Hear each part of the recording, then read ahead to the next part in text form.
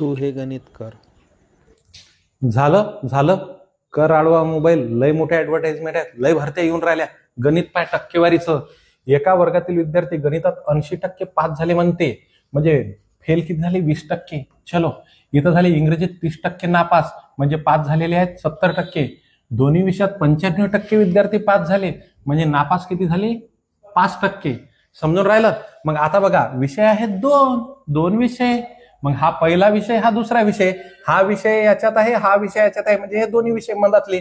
मग इथं म्हटलं गणितात नापास झाले 20%, इथं म्हणते इंग्रजीत नापास झाले 30%, आणि दोन्ही विषयात नापास झाले 5%. इच्छेच 5 याच्यातून मायनस, इच्छेच 5 याच्यातून मायनस. 20तून 5 गेले 15, 30तून 5 गेले 25, आणि हे 5 जसेच्या तसे.